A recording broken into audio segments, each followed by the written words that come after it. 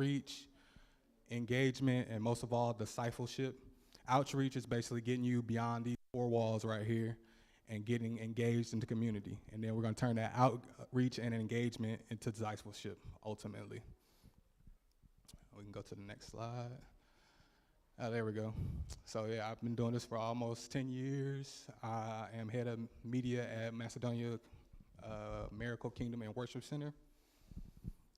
Usually I'm on that side of the camera, not on this side talking, so it's something a little new to me. But Bishop asked me to do it. I was honored. I was like, I don't know, but hey, I'll give it a shot. So yeah, these are some of the setups. These are our video announcements. We did some special things with Bishop there that you see. And we can go to the next slide. Your media team should be responsible for, I say, 5 main things. Not all of them at the same time, not all of them at once, but overall, 5 main things. That would be your worship slides, which is, and graphics, which is stuff that you see right here that you'll experience inside the house. I say we focus on that first because you want to give the people in the house something to experience. We'll get to the live stream people, but I don't know if you've ever been to a restaurant, you go through the drive-through versus going inside, and you see the people in the drive-through getting their food, and you took the time to actually come inside to the restaurant. You want to focus on the people that come inside before you get to the people. No shade to the people that's in the drive-through. You know, you got places to be, but we want to give something special for the people that decided to actually come into the house. So I say focus on the slides and graphics first. Then we'll go to the live stream. We'll go to video. Oh, we can go back. It'll be live stream, video announcements, social media, and in-house promotion. And kind of in this order. So once you get the graphics and stuff down, then I say your next step would be your live stream. You start focusing on that. That is gonna help you get outside the room, bringing people inside. I wouldn't go straight to social media because you don't have nowhere to direct that traffic. Because they're on their phones, that's where the people are. If you get their attention, you wanna have somewhere to send them. You don't wanna just be broadcasting and they have to physically move their feet. You want to capture them on their phones so then that they physically move their feet through your live stream. Video announcements, once again, that's for the people that's inside the house that took the time to come into your house of worship. And then in-house promotion, something that you're just not going to get on live. You have to be in the room to experience it. I can stream it, I can put the audio through all day long, but we all know it's just something about being in the room. Okay, so let's go to everybody's favorite part, the live stream.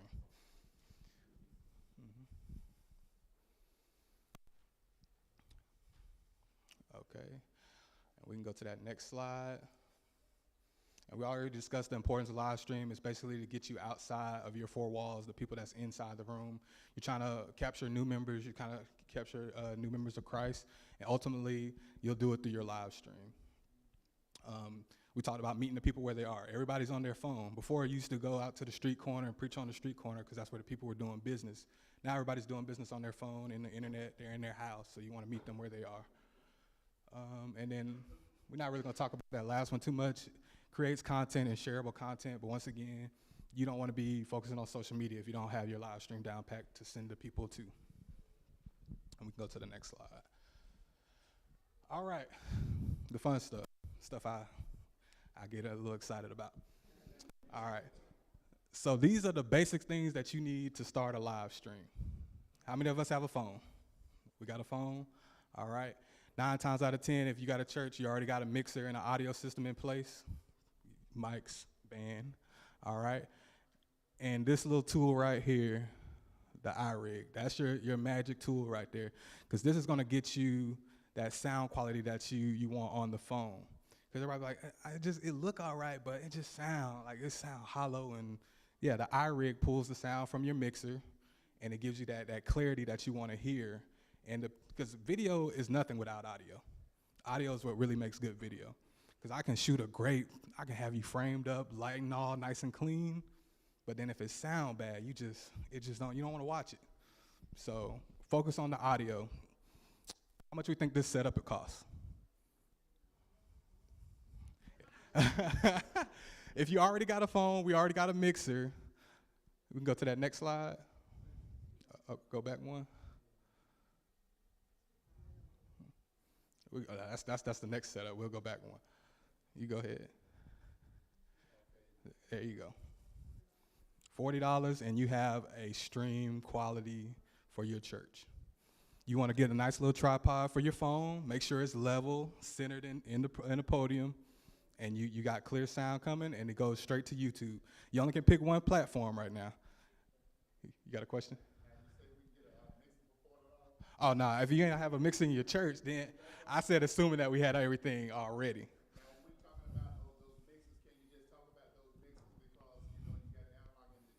Mm-hmm. Okay. Analog and digital, essentially, they're the same. They're gonna get you good sound quality. I would rather you learn the analog before you go to digital, because once you learn the basic foundation of what makes the audio sound good without all the digital distractions, then you're good once you get over to digital. So like mixer, 16 channel mixer, you get like $200-300. You can go to a pawn shop, maybe 150, or eBay, you'll get something used, but that gets you in the game. And on analog, it's a lot simpler and cleaner because you can see I got my highs, my lows, my mids, and I can know exactly what I'm doing. When you get to digital, it's a whole nother ball game because you start looking at your digital EQs, and then I got all these effects that I can add onto this, and then I can reroute this channel to that channel, and I'm messing up my whole board, and I don't even know, what I'm doing, or that I even did it. So that's why I suggest always going with analog. It's a cheaper route because our lowest prices for digital be like $1,400 for like the X30 compact that they got back there. Essentially what digital does, I can plug into my computer, I can track out everything, I can send it into Pro Tools. So like when you listen to like Elevation Church or the Potter's House or these bigger churches, that's what they're doing. They're sending all those channels to Pro Tools or some other secondary processor, adding it, sweetening it, your auto-tune here and there. And then so that's the broadcast side of audio. But once again, when you're watching these churches, that's a 20 to 30 member team. You don't expect your 2-3 member team to be trying to do what those 20, 30 people are doing. I've been a part of those teams, and we do it at a high level. And there's nothing wrong with that level of excellence, but there's nothing wrong with the level of excellence that your 2 or 3 people will provide you. And that was the question about the mixers. There's no preference. It's more user-based, what you want and kind of what your church is trying to do. But the analog can do most of the things you want to do. And in fact, now all the analog stuff, because we're trendy. We like the new things. All the analog stuff, all the prices are dropping down. So you can get a board, 32 channels, it's sending out different sends and stuff that you would have to usually pay like $5,000-6,000 when it was brand new. You get that thing maybe $500. Mm-hmm. Yeah, no.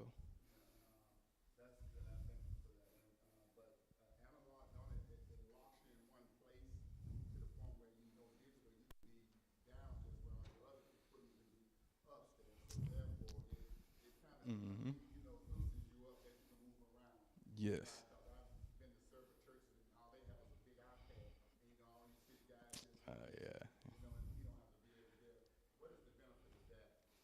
Yeah. That is a great point. So he knows his stuff. So with your digital, so now I can multiply those boards, or like you said, I can run it from my iPad. I can chime in wherever I am. And then also, it kind of loosens you up. With analog, you're gonna have to run those big analog snakes so I can get all those channels back to the board. But with digital, now I can run one Ethernet cord down to the stage, and I have a stage box down there, and it's handling all that information. I see you look on some of y'all faces, I'm just shooting way over that way. So I'm gonna come back and bring it back in some. But yeah, it's a lot of flexibility in digital. I don't knock digital, we run off digital, and I'm actually in the process of converting everything into that you're talking about. We're gonna run it from a media room. We're gonna have stream audio. It's gonna be run from a different room. Because we've done it at, not this level, but the next level for a minute, and I feel like we're comfortable in that area now that we can take on that next big chunk. Mm-hmm. That's good questions. Do have your questions. I built this out, so I'm gonna give you a couple of information real quick, but I really wanna answer your questions because I know you guys have a lot of questions about how to get your media and stuff going. All right, we can go to the next slide. But yeah, for $40, we get a basic stream with your phone. Now we leveling up. Now we bringing in cameras into the mix. This kind of costs a step above because now you have to go with the get your capture card from your camera to the capture card to the computer, from the mixer and the iRig to the computer. Then we have to kind of bring all that stuff together, all the videos and the sound together into the computer, and that's how we do it through OBS. OBS is free, by the way. This processing system is an open broadcast service. This does all the things that we all watch. Well, I don't say we all watch, but like NFL, you'll see they show the broadcast room. They have all those buttons. That program does everything that big studio room can do for free. You just gotta, it's a lot of workarounds and stuff, but once you know the process, you can achieve that level of production. And then you'll go to like a StreamYard or something if you want to multicast. And in the last budget setup, we only could stream to one place. It could be either Facebook or YouTube. Know where your people live, go where they live. If people only on Facebook, just go to Facebook until you start building your audience out into YouTube or Twitch. So we actually stream to Facebook, YouTube, and Twitch. I know none of y'all like, oh, what's Twitch? Twitch is where the streamers live. So like all the Casanets and the people that you hear and see on TV, but you have no clue who they are, they living on Twitch. Yes, sir.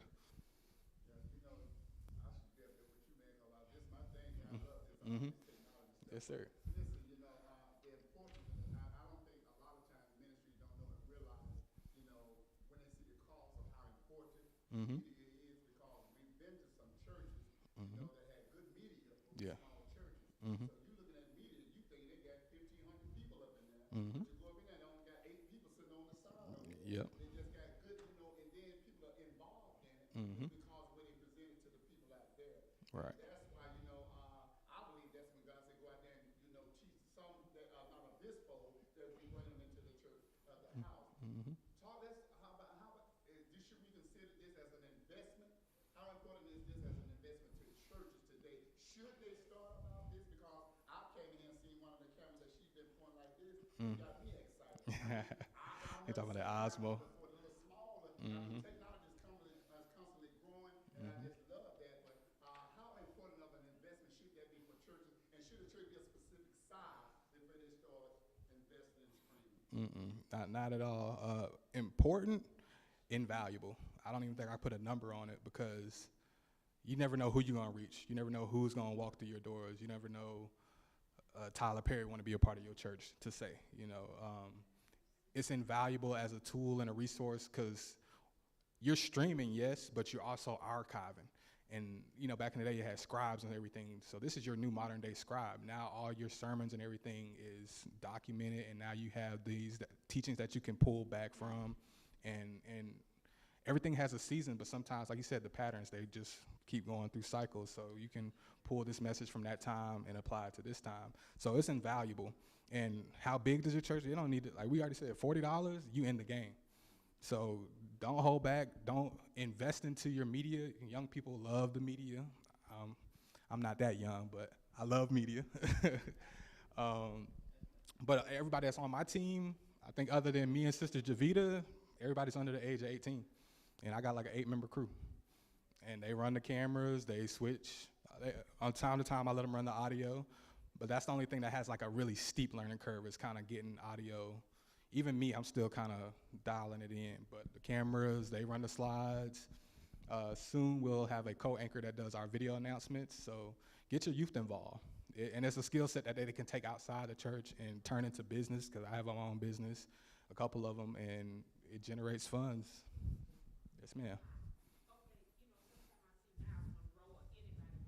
Mm-hmm.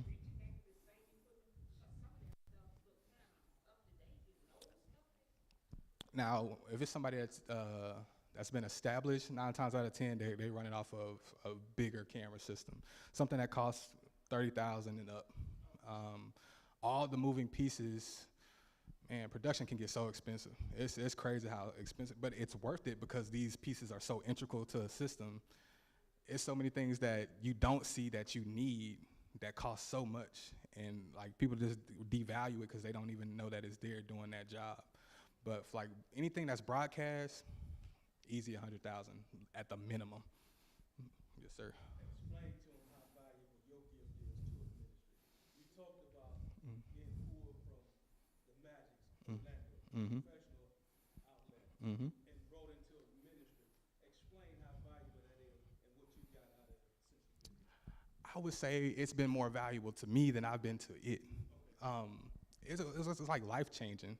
But yes, what I bring to the table is something that I see there's a dire need for. It's a big gaping hole that has to be filled with the knowledge. And like you said, it's invaluable because you never know where your reach is going to go. And the visions that I have for it, we're not even touching the surface yet. But we have to first start with the training. Training takes time. Cultivating people takes time. Like I said, it's a steep learning curve. You're not learning just one thing. You're learning like 5 different 6 things at the same time. Like you're learning the basics of a camera. You're learning the basics of audio. Those in their own rights are whole nother worlds that people just make a living off of just working on an audio board. But I'm asking these people under 18 and 19 to take it all in at the same time, learn how the camera works. And these are cinema cameras, so it's not just I turn it on and it's gonna do all the work for me. They gotta focus, they gotta get the iris right, they gotta make sure we in the right shutter speed, all that. There's no auto over here. We training them the right way, yes sir. Training is a certification you got. Mm-hmm. Are you doing that, downloading into the 18 and under? And Mm-hmm. where did you get this training from? For people to identify. Mm-hmm. I'm part of my team. Okay. And the persuasion that came with it. Mm-hmm. So I went to school, went to college. They taught us broadcast media, so basically like news and radio. But I always wanted to shoot movies. I saw bigger. I didn't see newsroom or the radio. So YouTube University was really where I learned most of the things that I do. But then I had that real world application of being in these different rooms and having to apply this knowledge that I obtained. And there's all certifications as far as like editing, and so we got pre-production and post-production. Most of the stuff we're doing here, this is just live production. There's no post to it. We shoot and then it's packaged up and it's out. Post-production, that's all your movies, that's all your TV shows, everything you see on Netflix. Because once we shoot it, then we have to take it to the editing room. Then we got Foley sound. It's layers, layers, layers. But that's a great question. And am I downloading it into them? Yeah, that's my only purpose here, is to make sure I can pass it on. Because God forbid, if I'm not here tomorrow, they can take it on and keep it going and running and keep the message going. Mm-hmm. Any more? Yeah, OBS, open broadcast software. And this, you can go home today and download it for free on your computer. You can run and play around with it. And essentially, I use it as like our free pro presenter, because that's how we'll do like how they run their projectors here. I think they use, was it Live? Something like Live Presenter or something, or Easy Worship. Easy Worship is what we're using here. But that gives you that workaround. So OBS, free. StreamYard and Restream are their paid subscriptions, and that's how you can multi-broadcast out to different softwares like Facebook, YouTube, and Twitch. Simulcast. Yes, I saw another hand. We good? Mm-hmm.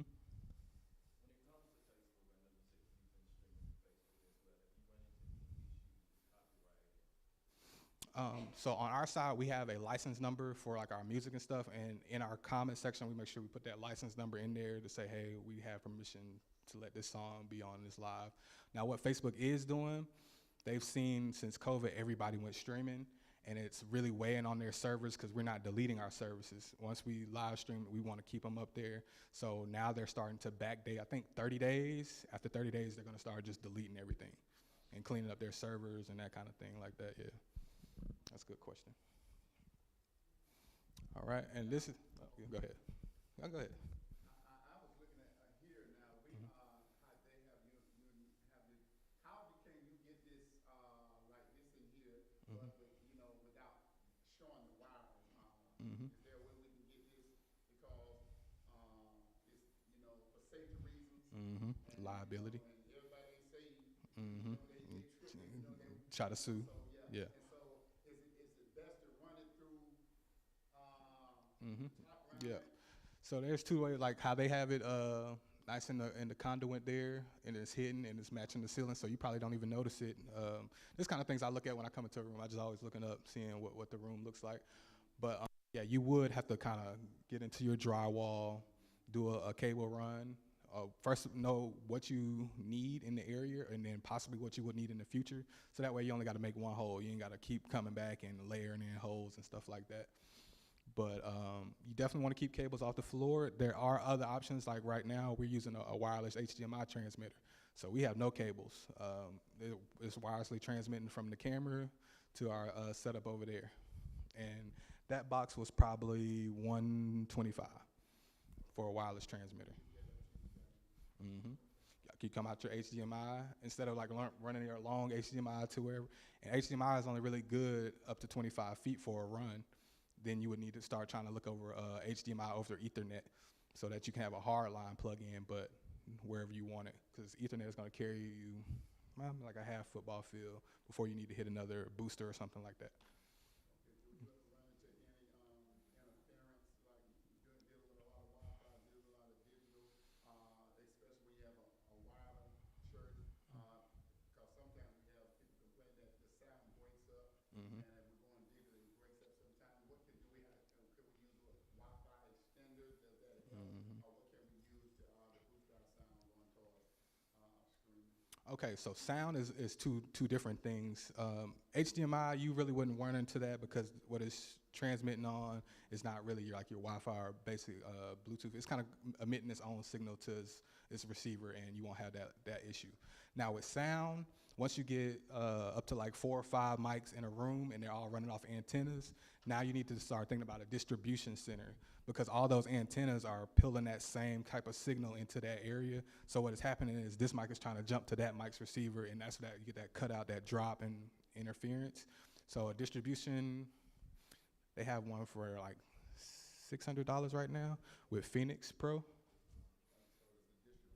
Yeah, distribution, antenna distribution. So you would take all the antennas off and you would screw, you would plug that into the distribution. And you ever, I don't know if you ever see like these little fins that just be sitting out. Those fins are what's UF. It's bringing in all that traffic for all these mics, and then it's say, hey, you stay here, you stay here, you stay there. And it keeps you from crossing over. So when you're at big setups, we have maybe 3 or 4 of those set up so that we know we're not crossing over, especially when you get like 50 to 100 mics on the stage. It can get real bad. Mm-hmm. All right, we can go to the next section. Anything after this, I would say, oh, look, I jumped myself. So I'm gonna give you some specs that you would need if you wanted to build out that this level 2 where you add in an actual camera. You want a camera that can shoot in 1080p HD with an HDMI out and a detachable lens. This will future-proof you for the time being, because detachable lens, like how that camera's way back there, I could put a different lens on it and I could maybe just get a bust shot if I wanted to. Or if I want a real wide, I can turn that into a wide camera. I don't have to keep it at one set focal length, because if I'm buying a camera that already has the lens set for me, then I'm locked into that, and then I kind of have to work within the parameters of that setup. And like you can go to pawn shops, these cameras, they're going for cheap right now. The capture card, you want to make sure it can at least support 1080p. They make 4K ones. That's mainly for your streamers, because they're trying to get the best feed out of their game and their gameplay so that you can watch on their streams. Computer is going to be your next big integral part. You want at least an Intel i5 on your CPU. That's basically your brains of the computer and how much it can think. You want at least an i5. The next thing important is 16 gigs of RAM.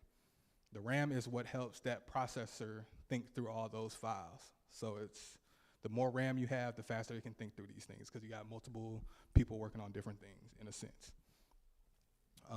And then maybe a GPU, and that's going to be focused on just graphics. We're not doing too much graphic heavy stuff unless you are implementing that into your OBS kind of design. You're going to have a lot of lower thirds and that type of thing. Then you need something with a heavy GPU. And the next biggest thing for internet is going to be a download speed of at least 8 megabits per second. Yes, sir. Now, when you said that about a computer, now with the peripherals, do you think all in one, or you want a desktop would be better since it has more ports on it? I mean, you could have just like the Mac Minis or even like the standalones. All in ones are good, but most of the time you're kind of locked in with the storage and all that kind of stuff with it already built in. Whereas like a mini or a different desktop, I can add stuff into it. Like if I want more RAM later on, I can change it out. But no, I'm not knocking all-in-ones. All-in-ones work. We're gonna get into that in the next section here. And you want to make sure you're hardline on your internet. Wi-Fi, like you said, everybody come into the room with their phones on. They got Wi-Fi, and you know it takes your signal down because everybody's pulling from the same antenna. So you want to make sure you have a hard line of internet. Okay, and we can go to that next slide. Like I said, after that setup, then you probably want to bring out a consultant so somebody can help you out and plan out exactly what you want to do. If you want to add projectors and how it's going to communicate to that, you want to have a confidence monitor, that type of thing. We can go to the next slide. What time is it? Okay. All right, these cameras that I was talking about. So that Nikon here, that D5100, you can get that. I saw them like 175, but I've seen them even lower than that at pawn shops. And the next one, does Canon T3i, T4i, T5i. These are very good entry-level cameras that you could use for your church to get streaming, and it gives you the hands-on feel of an actual camera rather than just using your phone. And I know you're looking at this next one, like I don't even know why you put that up there, you know, $300, $500. But this is the lowest 4K camera that you can buy. It's a Panasonic GH4. And I did that was like my main driver for 2016, 2017. We did documentaries, commercials, everything with a GH4. And that camera, when it first came out, was like maybe $1,500. Now you can get it for $350. Slow motion. You can use this as your live stream, but also if you want to do other kind of production things outside of your church, or you know, do promotions for something that you have going on at the church, that's a good camera to have in-house to learn about. And we can go to that next slide. Okay, these are some low budget websites. Mac of all trades. Everybody knows how much Mac equipment costs right now. iPads be $2,000, $3,000. You go to Mac of all trades, and I always advise you not to buy new, buy used. Go a couple of years back, because it's the same software or hardware, just with different software on it. So I can get the Mac Minis, maybe $350 a piece. And these are with the whole Mac ecosystem that you can buy into, add into your system. And next will be your discount electronics, so projectors, speakers, anything technology that you can think of, computers. I would go to discount electronics. Pricing is still unbelievable. And the same thing with back market. That's more so for your tablets and iPhones, iWatches, that kind of thing. And next slide. Okay. You don't have to be, it doesn't have to cost you $100,000 to treat it like it costs $100,000. So value the things that you do have until you can get something else. A lot of times I find people think it's not good enough, but they just don't take care of it. You done broke this thing off of that, and then now you don't even want to use it no more. But if you take care of the things that you do have, or like your cables, something so small, it's a couple of dollars, but it's the main thing that drives your whole setup, getting the information from this thing to that thing. So take care of your equipment. And next slide. Even more than taking care of the things that you have, take care of the people that you have. They're your biggest investments. So I know we're talking about high tech, low tech, but you can't even put a value on a person because they bring so much to the table. You don't even know what that person hasn't unlocked yet. So make sure that you pour into the people that are taking the time to volunteer into the media. It's a tough side of ministry. Like I said, it's a lot of steep learning curves. Give them some grace, give them some time to grow and develop, and it'll pay off in the long run. Mm-hmm. Yes, sir. You may need to get this now. You pray for me how to get delivered from when the mics don't work. Everybody start looking at you And I used to be like that, but once you get in so many different situations, it's like another day at the office. You don't even think about it anymore. It's like, I immediately go into troubleshooting mode. What caused that to have? Or maybe batteries. It could be somebody stepped on a plug, unplugged something. I go into troubleshoot mode. I don't even get that embarrassing feeling where you get, huh? Oh yeah. Sometimes sometimes people turning the mic off with their fingers while they're fiddling with it, all kind of, it could be, and you sitting here and then tow up your whole system, and you just need to turn the mic back on. Yeah. Feedback is a big thing. People are always gonna look at you with the feedback, and they don't know how hard it is to keep things from feeding back. Like, it's so many things going on in a room. Like, say if I was just to go start walking on this side of the room and be in front of this, I can already start to hear that thing develop. So I know I need to be kind of at least in line with my speakers. The monitors are back here, so that's not, I'm hearing a little bit of reverb, but I think that's more so an effect than the actual system. Stand in contact with your people as far as like the choir and you use the mic, but you have some mics now. They have a delay on when you turn it on, and sometimes they don't know that. They'll turn it on and have that delay on you speaking in. Just ain't working. Yeah, They like that to get the mashing on it. right. It's on mute. This is my favorite one where they get the, and you just got this one to work. Now they're going down the line, and you trying to follow where they at with the mics. But yeah, people don't even know the headaches that happen in the media, because when people don't even, or they forget that you're even there, you're doing your job right. So when they start looking at you, then it's like, oh, I'm not doing my job right. I need to tighten up a little bit. Or I'm always on the ready. I'm always scanning the room. I'm always, like, even though like they are talking to me, they're asking me questions, I'm always trying to look for what's next coming in the service or where we at to see possible hiccups. Yeah, you just always stay in constant troubleshoot mode. Okay. Yes, sir.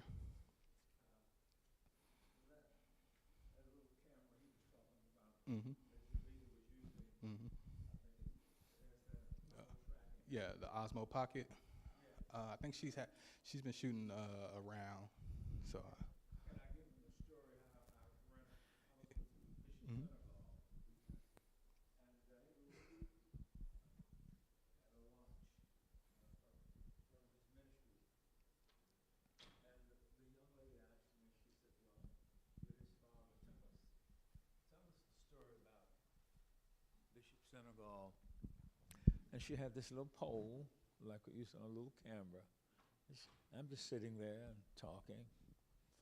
And when service starts, the AI, artificial intelligence, had already gone in and captured what it thought were the main parts. You know, it's a phenomenal piece. And I was saying to Elder, we need an entire tech week where our churches come together, and maybe in certain regions or something, and just we'll walk through everything. Then Chris goes to lunch and come back and see what's working. No Javita, no, where do we go wrong? Because invariably, if Murphy doesn't get you, then Satan is the prince and power of the air. He's going to do everything he can. And and then we were in the car going to the airport. Young lady's just asking me questions. And so there's that little, where's that little mic? Yeah, you just see that, you know. And, but I came home and it had done all the editing. The questions the young lady asked, and then there's a site that will train the people how to use it, you know. This feels good, man. Yeah, and it's got auto tracking. What do we pay for that? About $1,000? Yeah, we got the combo. Com- Combo is about $1,000. You get a mic. We bought the 2 mic kit. Mm-hmm. Yeah. Yeah.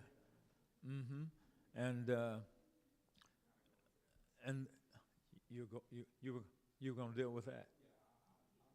Yeah, because that's where I got the high tech, low check. Yeah. And what it did was when it did the editing, man. No, my daughter was blown away. Right. So he's talking about this DJI Osmo Pocket 3, and it basically has a stabilized gimbal on it, so no matter how I move it, it's going to keep my shots nice and level. Before, you kind of had to sweat it out and just hold it steady with your camera, but now we have a gimbal system that's doing it for you. I'm going to go ahead and take a pan in the room just so we can have that for later. Okay. And the AI systems that he's talking about, I'll let you hold on to that. You said it felt good in your hand. I was like, he gonna hold on to that long. uh, but yeah, so you can use AI software, and I was looking forward to that AI versus DI. But I can touch on it a little bit of the AI side of things. Don't be afraid of it. It's not here. It's not the devil. It's some part. Everything can be the devil, but it's how you use the tool that makes it. Man, I tell you, I use that thing till the wheels fall off. It's my secretary. It's everything I need it to be. Just when I have an idea and I want to see it all the way to the end. What are all the steps that I would need to do this? And then list it out real quick. Done. I send out emails. I'm in the process of building AI bots. So they are doing all these things for me in my business. So when I get a new lead in, they send them out the welcome emails, send them all the information they need to know. I'm working out a system how we can integrate that into the church. So like you got a 24-hour prayer bot. So somebody comes online, they type in, then now we get it into our inbox and we know, okay, hey, we got somebody else that's in the need of prayer and that type of thing. But yeah, don't be afraid of AI. It's your friend. But before you can let it be your friend, what do you got to do?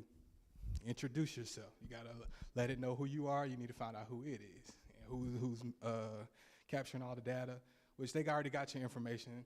They've been had all your information. Facebook been knew everything about you. So yeah, ain't no sense of you trying to act like, oh, they finna come take all my. They already got it. But use the tools how you need to get what you need done. And like I said, when I first got into, which one am I using? I'm using ChatGPT.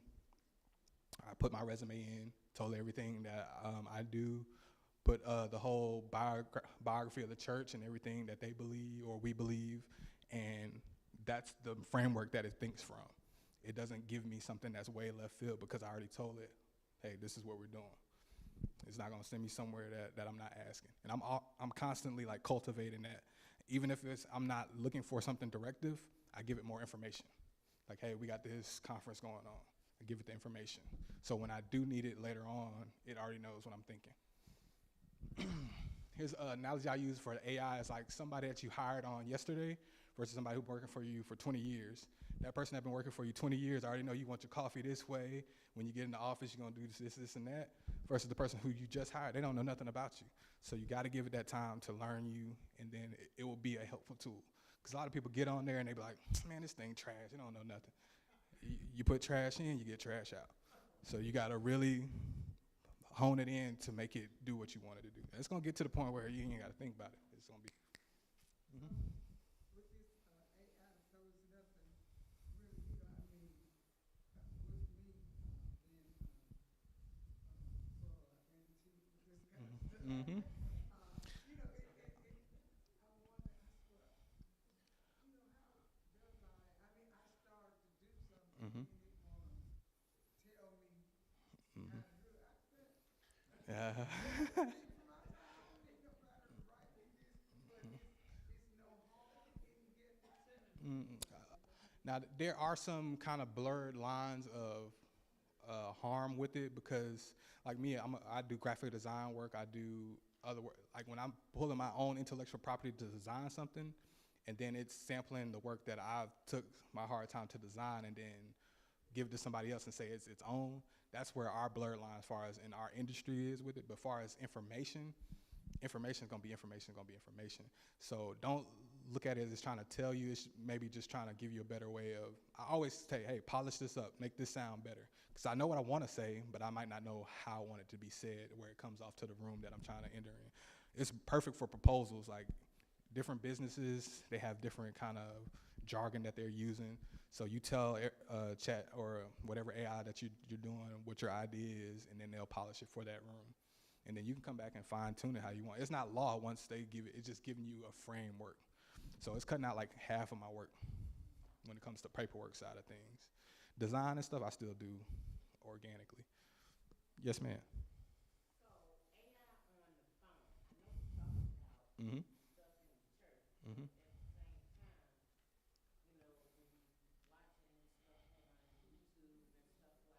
Mm-hmm.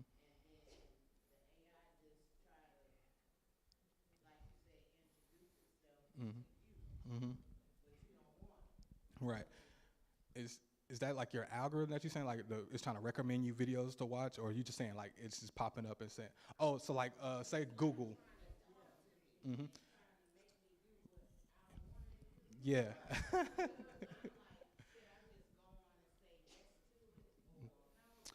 I wouldn't say just go ahead and say yes. I would go and do the research on whatever one that is offering help, like because everybody they've been using AI for you. This is just they just giving it to the consumers to start using. Like anytime you called into any kind of the bill pay or something, and you hear automated voice, that's AI that's working. So now we have it at our level where we can dispose and use it. So like you go to Google and you're just trying to search up something regular. Now you used to have like the top recommendations, but now it's giving you AI as soon as you open it up. That's them integrating Gemini into their system.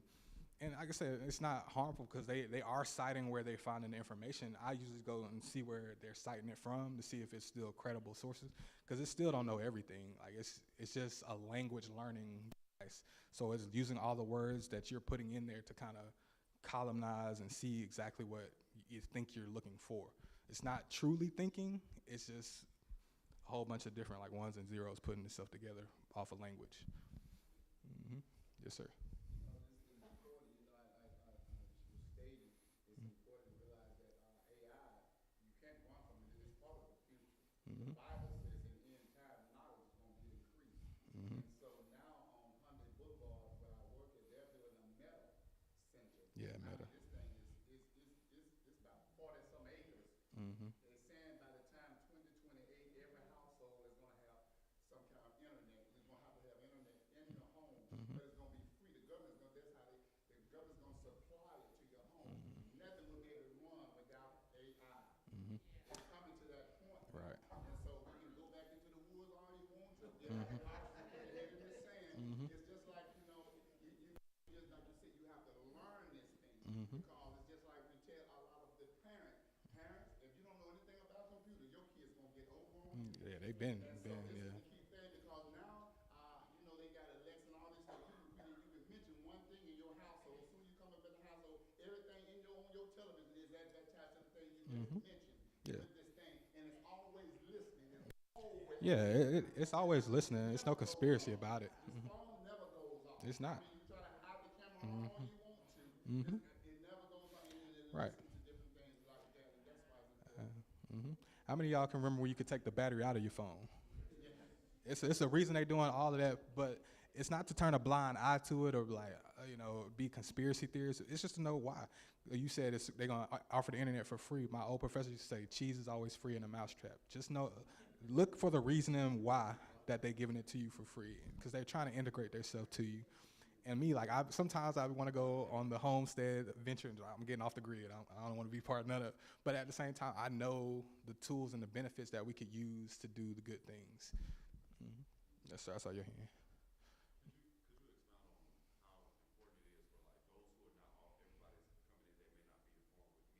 Mm-hmm.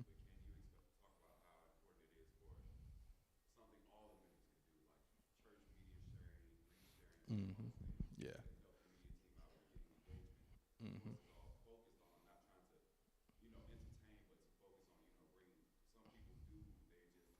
Mm-hmm. Yes, sir. Yeah, it don't cost you nothing to help your media team out with a share and forward it on. I've been like that a long time. I was really guarded about what I share on my page because that's, in a sense, my resume. That's how I use my Instagram and Facebook. I never used it for my personal benefit. It's more so you come to my page to see my work.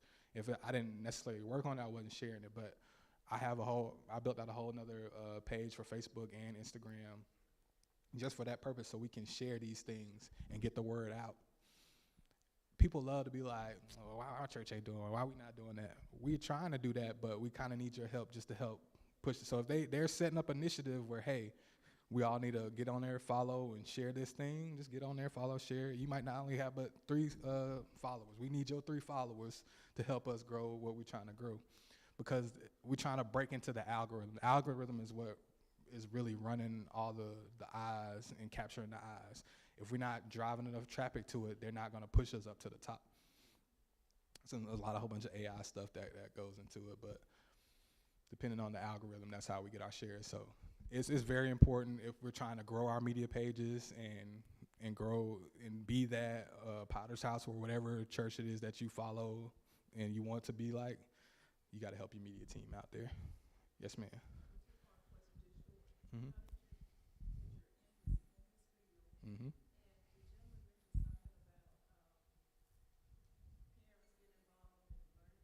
Mm-hmm. Mm-hmm.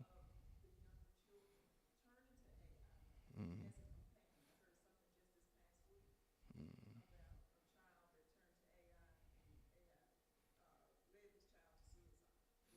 Mm. Yeah. Oof. Okay, touch on the first part. So like when you used to get assigned projects in school, I used to always want to do a video. Like video just always kind of captured me. In the long term, I wanted to be a graphic designer because we used to always go on road trips and I would see these big billboards and I'm like, how you make those big billboards? And that's when I found out that graphic designer. So I was like, okay, well, that's what I want to be. I want to make the big things you see on the side of the highway. Got to college and I figured out how you can integrate video and graphic design. So now you got motion arts and motion graphics, and that it just keeps it's still growing. It just keeps lighting that fire, and I just something new come out and I'm on top of it. But to go back with the AI thing, and like I said, just as good as it can be just as bad. And you definitely, like, even with my son, I don't even give him tablets or I need you on pen and paper first because you're losing something. You're letting this technology tell you how to think.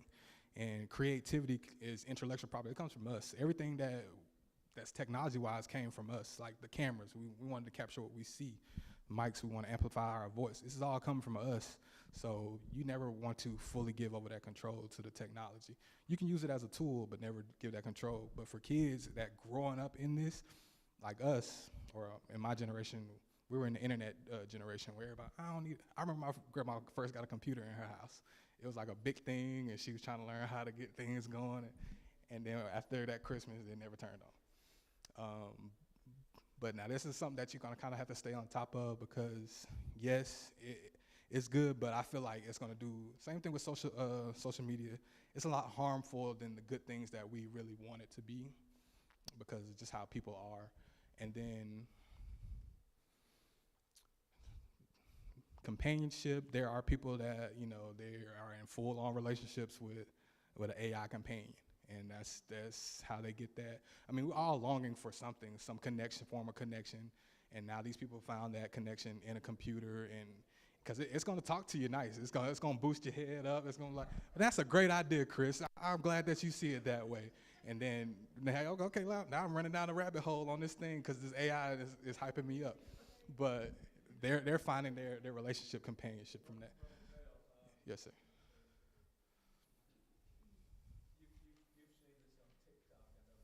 Mm-hmm. Mm-hmm. They'll give you a little snippet, and then it goes away. So this is a little snippet. We want them to come to a full conference on tech. Okay, yes, sir. I'm tracking. All right. So we'll wind this down. I think this is our last slide anyway. Take care of your people. Take care of media. If you got more questions, see me after. I'll give you my number. We can talk and chat it up. Uh-huh. Mm-hmm. Yeah. Yes, sir. Mm-hmm. Yes, sir. Mm-hmm. Yeah. And that's kind of how I framed this out anyway. I knew we was gonna have more questions than you wanted to hear anything about that. This is it's very insightful to me. I'm glad everybody's excited about media and trying to push the needle forward. I'm here to help you move it leaps and bounds. So anything that I know, I'm gonna give it to you free. I'm not looking for money and gain on this. I do that somewhere else. All right. Thank y'all.